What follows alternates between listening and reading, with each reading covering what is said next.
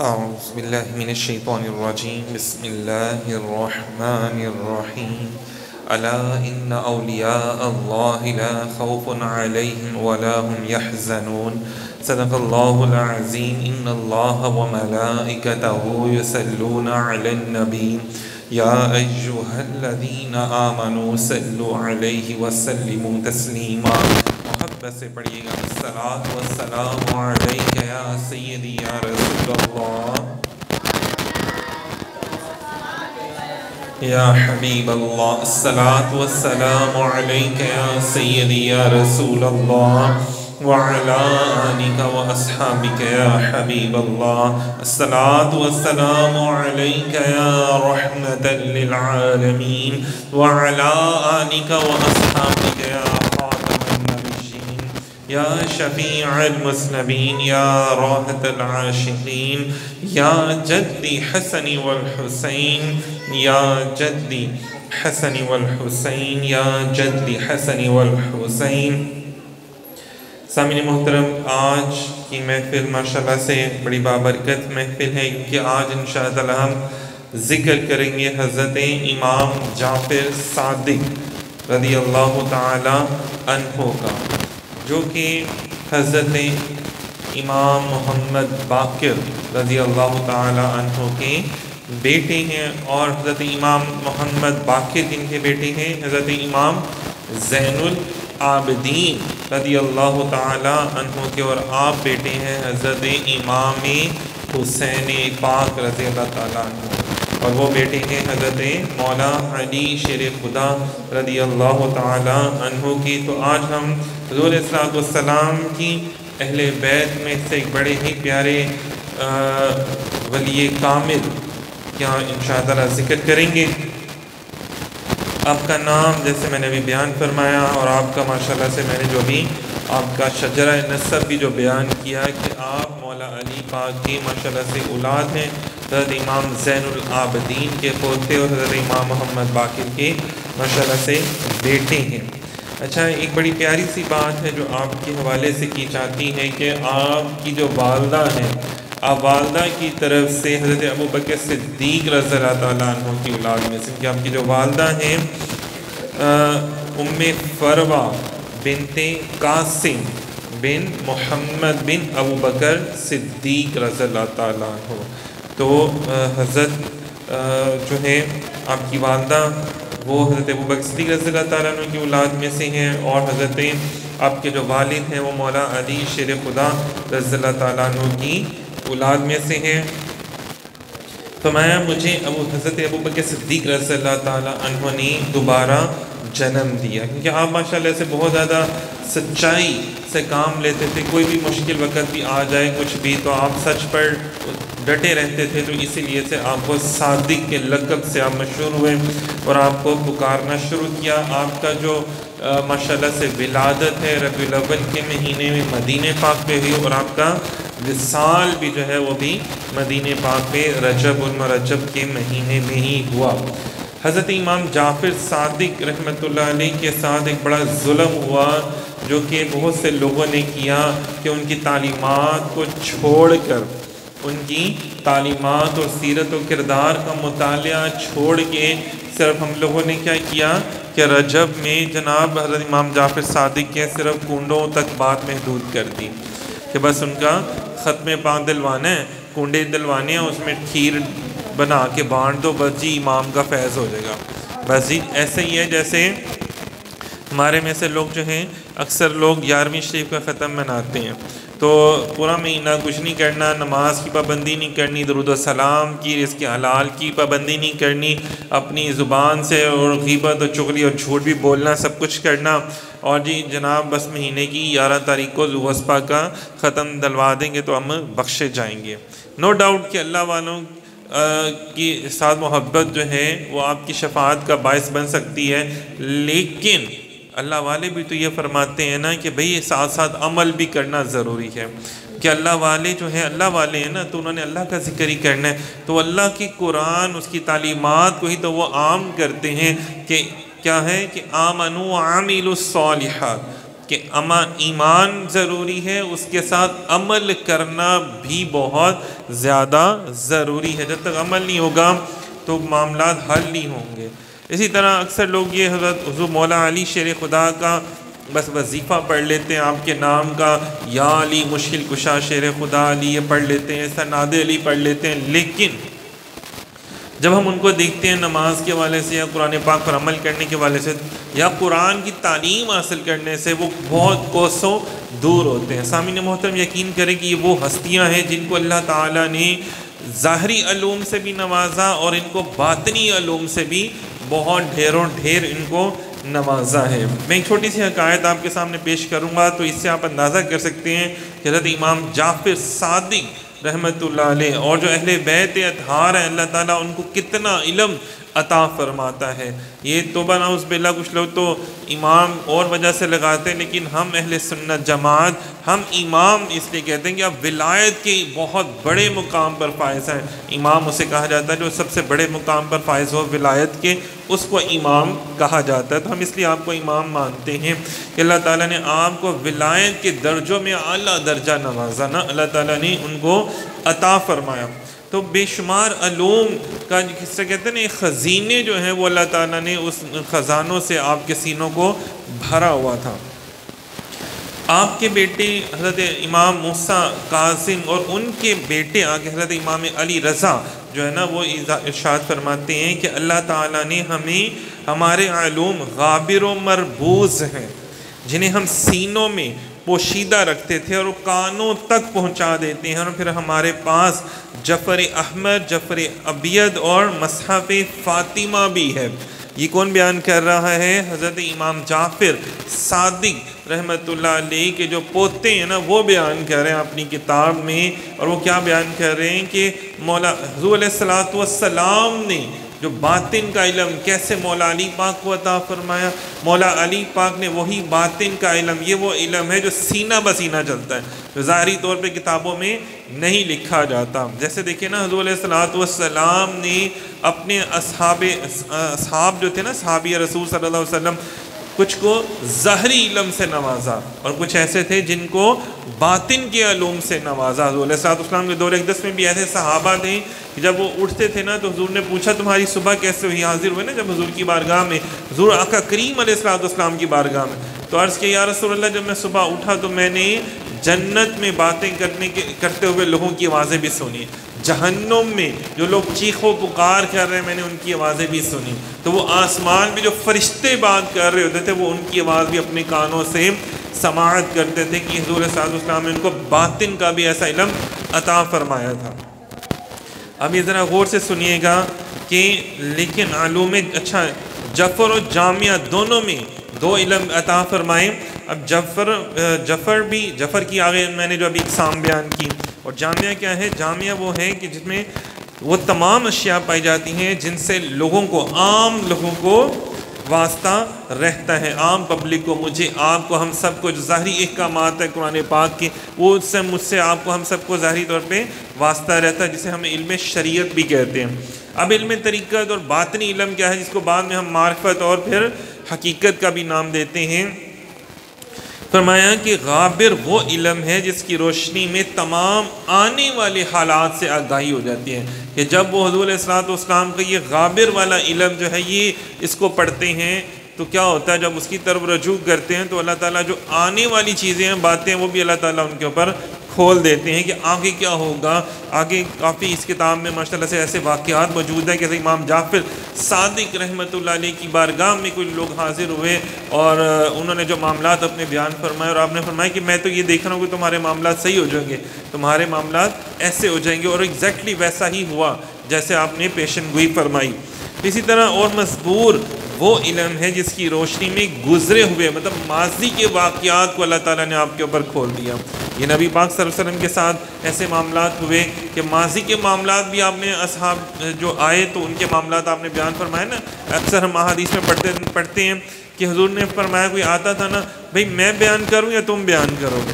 تو یا رسول اللہ آپ مہربانی فرما دیں، تو پھر حضور بیان کرتے تھے ان کی کیا کیا جو ماضی میں گزرے ہوئے معاملات میں۔ تو یہ والا علم بھی حضور علیہ السلام نے اپنی آل کو بھی سکھایا اور اپنے اصحاب کو بھی سکھایا۔ لیکن دیکھیں ہر یہ نعمت بھی بڑی خاص نعمت ہوتی ہے. تو عام نعمتیں وہ ہیں نا جو سورج بھی ہے جیسے وہ سب کو مل رہا ہے، امیر غریب چھوٹے بڑے کو، ہر نیک اور بد کو سب کو مل رہا ہے، لیکن ہر نعمت ہر بندے کو نہیں مل رہی ہوتی نا. تو کچھ خاص نعمتیں ہیں، وہ خاص لوگ جو محنت کرتا ہے وہ اوپر آتا ہے تو اللہ تعالیٰ پھر اسی کو ہی عطا کرتے ہیں. اور پھر وہ علم جو دل میں پوشیدہ ہوتا ہے، اس سے مراد ہے الہام ہونا. اس سے مراد الہام ہونا جو اللہ تعالیٰ کے ولیوں کو ہوتا ہے. دیکھیں اللہ تعالیٰ نے جب کسی سے کلام کرنا ہوتا ہے نا، جب اس کی رہنمائی کرنی ہوتی ہے، اسے کچھ بات بتانی ہوتی ہے تاکہ وہ اپنے معاملات کو بہتر کر سکے، یا اس کے پاس جو لوگ آتے ہیں وہ ان کے معاملات کو اچھا کر سکے، تو اللہ تعالیٰ انبیاء پر وحی نازل فرماتے ہیں. اب وحی کا معاملات ہوتے ہیں، خواب کے ذریعے بھی اللہ پاک عطا فرما دیتے ہیں، جبرائیل امین کو یا فرشتے کو بھیج کے بھی اللہ تعالیٰ وحی فرما دیتے ہیں. وہ بالکل 100% ایکوریٹ ہوتی ہے نبی کی جو ہوتی ہے. جیسے نبی حضرت ابراہیم علیہ السلام کو خواب آیا کہ اپنے بیٹے کو کی قربانی دو، تو آپ اس خواب کی بنیاد پر بیٹے کی قربانی کرنے کے لیے تشریف لے گئے. لیکن یہ نبی کا خواب تھا، اور نبی کا خواب وہی ہوتا ہے، وہ اللہ تعالیٰ ان کو آزمائش لے رہے تھے. لیکن مجھے اور آپ کو ایسا خواب آئے تو ہم اس خواب کی بنیاد پہ کسی کو قتل نہیں کر سکتے، کسی انسان کی جان نہیں لے سکتے. تو نبی کے خواب میں اور عام انسان کے خواب میں بڑا زمین آسمان کا فرق ہوتا ہے. تو اللہ تعالیٰ نے ان کو یہ علم بھی عطا فرمایا تھا کہ خواب میں بھی اللہ تعالیٰ ان کی رہنمائی فرما رہے ہیں. اور پھر اسی طرح جو اولیاء کاملین ہوتے ہیں، بزرگان دین ہوتے ہیں، اللہ تعالیٰ ان کو القاء کرتا ہے ان کے دل پر، یا اللہ تعالیٰ ان کو الہام کرتا ہے. پھر اس میں بھی درجہ بدرجہ کچھ لوگ ہوتے ہیں کہ جن کا دل میں الہام ہوتا ہے تو وہ کچھ تو فوراً سمجھ جاتے ہیں کہ اس کو سمجھنے کے لیے جو ہے ٹائم چاہیے ہوتا ہے، تو کچھ ایسے ہیں جو اس کو بالکل 100% ایکول سمجھ جاتے ہیں. پھر فرمایا کہ کانوں تک پہنچاتے ہیں یہ فرشتوں کی باتیں جنہیں ہمارے کان ہی سن سکتے ہیں.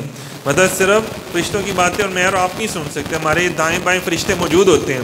ایسے ہی ہے نا، ہمارے دائیں بائیں اور فرشتے جو ہمارے نامہ اعمال کو لکھ رہے ہوتے ہیں. اسی طرح ہمارے ارد گرد بھی بے شمار ملائکہ موجود ہوتے ہیں کسی نہ کسی انداز میں. لیکن کیا ہوتا ہے کہ جب انسان پیدا ہوتا ہے ایون کے، تو اللہ تعالیٰ جب اس کی پیدائش کی شروعات ہوتی ہے نا، تو تب بھی اللہ تعالیٰ ایک فرشتے کی اس کے ساتھ ڈیوٹی لگا دیتا ہے. اسی طرح ہر انسان کے ساتھ ایک کرین ہوتا ہے جو شیطان ہوتا ہے، جو اس کو برائی کی طرف لے کے جاتا ہے، اور اس کرین کے اوپر بھی اللہ تعالیٰ نے ایک فرشتہ مقرر کیا ہوتا ہے. دیکھیں کہ ہمارے ساتھ کتنی، ہر انسان کے ساتھ اتنی مخلوقات ہوتی ہیں، لیکن ہمیں کسی کی آواز نہیں آتی. لیکن جب اس سے اللہ تعالیٰ راضی ہو جاتا ہے، جس کو اللہ تعالیٰ یہ باطن کا علم عطا فرما دیتا ہے، تو وہ ان چیزوں کے ساتھ بھی باتیں گفتگو کر سکتے ہیں. پھر فرمایا کہ لیکن جعفر احمر حضور پر نور صلی اللہ علیہ وسلم کا ایک قسم کا اسلحہ ہے، اور ہم اہل بیت اس کو کبھی کسی پر ظاہر نہیں کرتے. ہاں اگر کسی کے اوپر اللہ تعالیٰ کا خاص کرم ہو جائے، جس کو اللہ تعالیٰ عطا فرمانا چاہے تو اس کے اوپر ظاہر ہو جاتا ہے. لیکن اسلحہ کسے کہتے ہیں؟ کہ دیکھیں بڑے بڑے لوگ آئے نبی پاک صلی اللہ علیہ وسلم کو نقصان پہنچانے کے لیے، لیکن وہ حضور کو نقصان نہیں پہنچا سکے. اللہ تعالیٰ نے فرمایا تھا قرآن پاک میں کہ ہم لوگوں کی شر سے آپ کی جان کو محفوظ رکھیں گے. دیکھیں ایک چھوٹا سا واقعہ کہ جیسے ایک دفعہ ابو جہل آپ کو تو بنا اس پہ نقصان پہنچانے آیا، تو اس نے کیا دیکھا کہ آپ کے پاس بڑی بڑی جو بلاؤں نما دیو نما بڑے بڑے لوگ ایسے کھڑے ہوئے ہیں، ہتھیار انہوں نے پکڑے ہوئے ہیں کہ اگر میں نے کچھ کہا حضور کو تو وہ میرے اوپر حملہ کر دیں گے. تو بڑا حواس باخطا ہو کے بھاگتا واپس آیا. تو لوگوں نے کہا تو بڑا پہلوان ہے، بڑا طاقتور ہے، تو کوئی نقصان نہیں پہنچا کے آیا. تو اس نے کہا نہیں، اگر جو میں نے دیکھا تم دیکھتے تمہارا بھی یہی حال ہونا تھا. تو اسی طرح حضرت امام جعفر صادق رحمۃ اللہ علیہ وہ ہستی ہیں کہ اللہ تعالیٰ نے آپ کو بڑی شہرت عطا فرمایا، آپ کی بڑی روحانیت تھی. تو وقت کا جو خلیفہ تھا وہ آپ کا دشمن ہو گیا. خلیفہ امین جو اس ٹائم بادشاہ وقت تھا وہ آپ کا دشمن ہو گیا. تو اس نے آپ کو چاپلوسی کر کے کسی انداز میں آپ کو دربار میں بلایا اور اپنے درباری سے کہا کہ جیسے ہی میں اپنے سر سے ٹوپی اتاروں گا تو تم ان کا سر قلم کر دینا، ان کو قتل کر دینا. لیکن جب حضرت امام جعفر صادق رحمۃ اللہ علیہ آپ اس کے دربار میں آئے تو ایک دم زلزلہ سا آیا، اور وہ اپنے تخت سے اترنا پڑا اس کو، باہر آیا اور باہر آ کے اس نے آپ کا استقبال کیا اور آپ کو اپنے ساتھ لے کر گیا، تخت پر بٹھایا اور پوچھا حضور میرے لائق کوئی خدمت ہو. حالانکہ دیکھیں اسے تو قتل کرنے کے لیے بلایا تھا امام جعفر صادق رحمۃ اللہ علیہ کو. لیکن تو آپ نے فرمایا بس میں ایک ہی بات میں نے آپ سے عرض کرنا ہے کہ مجھے آپ دربار میں نہ بلایا کریں، کہ میں نے دین کے بڑے اور بھی معاملات ہوتے ہیں وہ کرنے ہوتے ہیں، مخلوق خدا آتی ہے ان کی رہنمائی کرنی ہوتی ہے، بڑے بے شمار کام ہوتے ہیں. تو خیر تو جب آپ تشریف لے گئے، بعد میں درباری نے پوچھا بادشاہ سے کہ بھئی آپ نے تو مجھے ان کی قتل کرنے کا حکم دینا تھا، آپ نے نہیں دیا. تو اس نے کہا جیسے امام تشریف لے کر آئے زلزلہ آیا اور میں باہر آیا تو میں نے دیکھا اتنا بڑا اژدہا کھڑا ہوا ہے، اور اس نے کہا اگر تو نے کوئی غلط حرکت کی تو میں تیرے پورے محل کو بھی برباد کر دوں گا, تجھے بھی نیست و نابود ختم کر دوں گا. مطلب اتنا بڑا اژدہا جو میں نے اپنی زندگی میں نہیں دیکھا. تو یہاں پہ کیا بیان کیا جا رہا ہے کہ وہ باطن کا علم کیسے کہ ان کے محافظین بھی ہوتے ہیں نا, وہ بھی اللہ تعالیٰ نے اہل بیت اطہار کو عطا فرمائے. اسی طرح جعفر ابیض سے مراد یہ ہے کہ تورات, انجیل, زبور اور قرآن کریم کے تمام علوم حاصل کیے جائیں. مطلب کہ اللہ تعالیٰ نے نبی کریم علیہ السلام کو پچھلی تمام کتابوں کے علوم عطا فرمائے, اور حضور جس کو چاہتے ہیں اس کو بھی علم عطا فرما دیتے ہیں. اور ان میں جو خاص باتیں اللہ تعالیٰ نے, جیسے ادریس علیہ السلام پر صحائف نازل ہوئے, کوئی 30 کے قریب صحائف نازل ہوئے. اسی طرح حضرت ابراہیم علیہ السلام پر اور انبیاء کرام پر جو کتابیں نازل ہوئی, جو ایکچوئل میں نازل ہوئی تھی, ان کا علم اللہ نے حضور علیہ السلام کو عطا فرمایا. اور آگے حضور علیہ السلام نے اپنی اہل بیت اطہار کو وہ علم عطا فرمایا, اور اپنے خاص جو چنے ہوئے صحابہ کرام ہیں ان کو وہ علم عطا فرمایا. لیکن مصحف فاطمہ سے یہ مراد ہے کہ اس میں وہ تمام واقعات اور اسماء جن کا قیامت تک ظہور ہونے والا ہے موجود ہیں. اور جامعہ ایک ایسی کتاب ہے جو 70 گز لمبی ہے, اور اس کی عبارت کی ترتیب مطلب 70 گز لمبی کتنی کتاب ہوگی, مطلب 1 گز کتنا لمبا ہوتا ہے 3 فٹ کا, تو 70 گز کو آپ 3 سے ضرب دے دو, کتنا 210 فٹ لمبا. ہماری اس گلی سے بھی بڑا, مطلب گلی کافی ہے نا, کافی گھر آ جائیں گے اس میں. مطلب اتنی لمبی کتاب جو حضور علیہ السلام نے ترتیب دی, اور مولا علی شیر خدا نے لکھی. مولا علی پاک شیر خدا رضی اللہ تعالیٰ عنہ نے لکھی, تحریر فرمائی, اور قیامت تک انسانوں کی ضرورت کی ہر شے اس میں موجود ہے, حتیٰ کہ ریت سے لے کر کوڑے تک. مطلب اتنا علم حضرت مولا علی شیر خدا رضی اللہ تعالیٰ عنہ کو حضور علیہ السلام نے عطا فرمایا. ایسے تو نہیں فرمایا تھا نا کہ انا مدینۃ العلم علی بابھا, کہ علی باب ہے, لیکن افسوس کے ساتھ کہا جاتا ہے کہ ہم نے صرف یہ سیکھا علی مشکل کشا, بس مولا علی علی علی کے مطلب نشہ کر کے بھی علی کے نعرے لگا لو, یہ بھی کر کے علی کا نعرے لگا لو, لیکن قرآن نہیں پڑھنا علی کے جیسا. جیسے مولا علی پاک نے قرآن پڑھا, سمجھا اور اس پر عمل کیا. آپ نے فرمایا کہ مجھ سے زمین سے زیادہ اللہ نے مجھے آسمانوں کے رستوں کا علم عطا فرمایا, تم وہ بھی تو پوچھا کرو.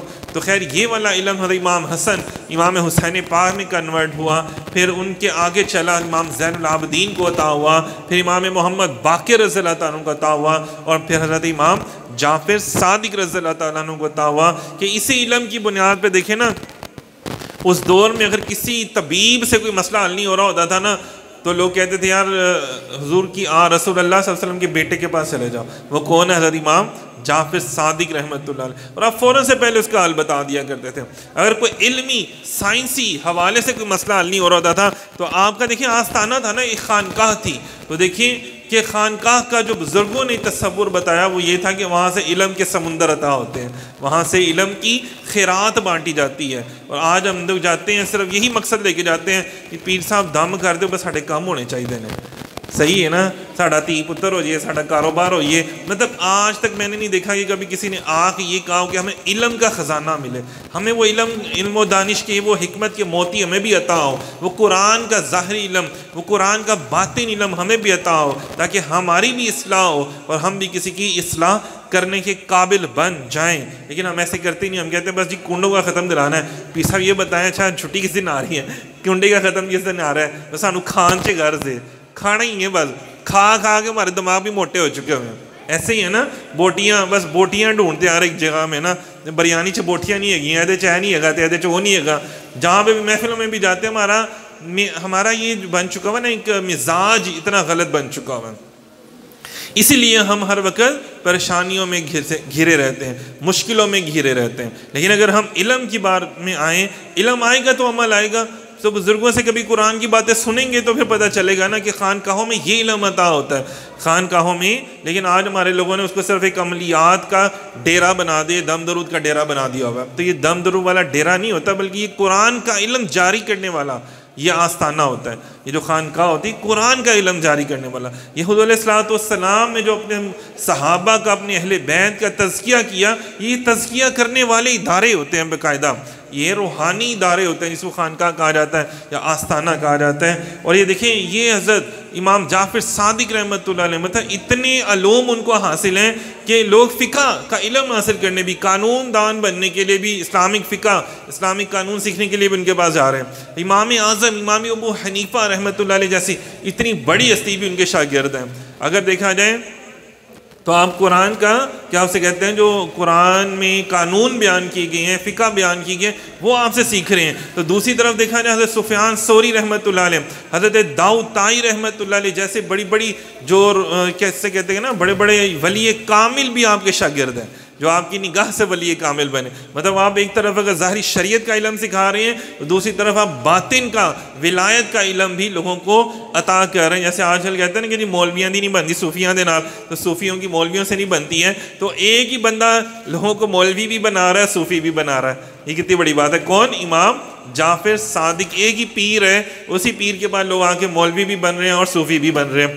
دیکھیں کتنی بڑی بات ہے، اور وہ سب کو سارا علم سکھا رہا ہے۔ اگر کوئی آتا ہے سائنس کا علم حاصل کرنے کے لیے، جابر بن حیان جیسے طالب علم، تو آپ اس کو بھی کیمیا کا علم عطا فرما رہے ہیں۔ ہمیں میڈیکل کا علم پڑھا رہے ہیں، وہاں بھی کیمیا کا بھی علم پڑھا رہے ہیں۔ تو جو اللہ والے ہوتے ہیں نا، وہ سست اور کاہل اور جاہل نہیں ہوتے، بلکہ اللہ والوں کو اللہ نے بے شمار علم سے نوازا ہوتا ہے۔ وہ یہ ہماری کوتاہی اور ہماری جو بے ادبی، بدتمیزی کہہ لیں یا خود سری کہہ لیں یا لا علمی کہہ لیں یا جہالت کہہ لیں یا ہماری ہٹ درمی کہہ لیں کہ ہم لوگ اللہ والوں سے جا کے ادب نہیں کرتے اور ان سے علم حاصل کرنا گوارا نہیں کرتے۔ بس جی ساڑھے کام ہونے چاہیے، پڑھنا اسی کھ نہیں ہے، قرآن ہم نے نہیں پڑھنا، نماز ہم نے نہیں پڑھنی، اچھا ہاں بس رمضان میں پڑھ لیا کرتے ہیں ہم، نہیں اسی تے مدینے پاک جا کے اتھے جا کے اعتکاف کریدا ہے، اتھے تے نہیں کریدا، اسی تے اتھے جا کے نمازاں پڑھنے، ہاں جمعے دی اسی پڑھ لینے ہیں۔ تو یہ ہماری اوقات ہے، تو پھر ہمارے پاس کرم کیسے ہونا؟ تو کبھی اگر امام جعفر صادق رحمۃ اللہ علیہ کنڈے دلانے کی بجائے نا، اگر ان کو ثواب کی ضرورت نہیں ہے، وہ ویسی بڑی اعلیٰ اور ہستی ہیں،